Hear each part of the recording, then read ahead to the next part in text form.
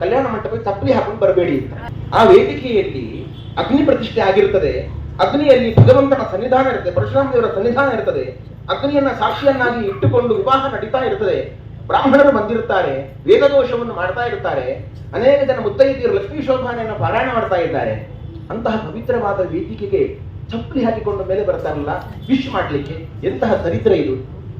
ಇದನ್ನೆಲ್ಲ ಯಾರು ಅರ್ಥ ಮಾಡ್ಕೊಳ್ತಾರೆ? ಈ ಸಮಾಜ ಯಾವಾಗ ಅರ್ಥ ಮಾಡ್ಕೊಳ್ತಾರೆ? ಇದನ್ನು ಯಾರಾದರೂ ಒಬ್ಬರು ತಿಳಿಸಿ ಹೇಳುವ ಪ್ರಯತ್ನವನ್ನು ಮಾಡಬೇಕು ಸಮಾಜಕ್ಕೆ. ನಾವು ನೋಡಿ, ಒಂದು ಇಂತಹ ಪ್ರಯತ್ನವನ್ನು ಮಾಡಬಹುದು ಅಂತ ಈ ಕ್ಷಣಕ್ಕೆ ನನಗೆ ಅನುಭವ ಅಂದ್ರೆ ಅನಿಸ್ತಾ ಉಂಟು. ಇದು ಆಗುತ್ತೋ ಇಲ್ಲವೋ ಗೊತ್ತಿಲ್ಲ. ಇದನ್ನು ಯಾರಾದರೂ ಒಬ್ಬರು ಪ್ರಯೋಗ ಮಾಡಿ ನೋಡಿ, ಆದ್ರೆ ಎಲ್ರಿಗೂ ಹೇಳಿ. ಈ ಆಮಂತ್ರಣ ಪತ್ರಿಕೆಯಲ್ಲಿ ಆಶೀರ್ವಾದವೇ ಉಡುಗೊರೆ ಅಂತ ಅದೊಂದು ಎಕ್ಸ್ಟ್ರಾ ಲೈನ್ ಸೇರಿಸ್ತಾರೆ ನೋಡಿ.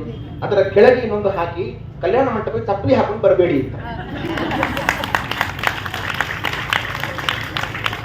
ಅಂದ್ರೆ ಇದೊಂದು ಲಕ್ಷ್ಮೀನಾರಾಯಣರನ್ನ ಚಿಂತನೆ ಮಾಡಿ ಮಾಡುವಂತಹ ಒಂದು ದೊಡ್ಡ ಸಂಸ್ಕಾರ, ಒಂದು ಉತ್ಸವ ಇದು. ಈ ಉತ್ಸವದ ಈ ನಮ್ಮ ಪರಂಪರೆಯನ್ನ, ಸನಾತನ ಪರಂಪರೆಯನ್ನ ನಾವೇ ಹಾಳು ಮಾಡ್ಲಿಕ್ಕೆ ಅವಕಾಶವನ್ನು ಕೊಡಬಾರದು. ನೋಡಿ, ಅದು ನೆನಪಾದಾಗ ಬಾಯಿ ಜೊತೆಗೆ ಎಲ್ಲ ಬಂದ್ಬಿಡುತ್ತೆ. ಹೇಳಬೇಕು ಅಂತ ಹೇಳದೇ ಇದ್ರೆ ನಮ್ಗೆ ಹೊಟ್ಟೆ ತೊಳಿಸ್ತದೆ. ಇನ್ನೂ ವಿಷಯ ಹೇಳ್ತೇನೆ, ತುಂಬಾ ವಿಷಯ ಹೇಳಿಕೊಂಡು ಎಷ್ಟು ಅಪಸವ್ಯಗಳಾಗ್ತುಂಟು ಇವತ್ತಿನ ಮದುವೆಗಳಲ್ಲಿ ಇತ್ತ.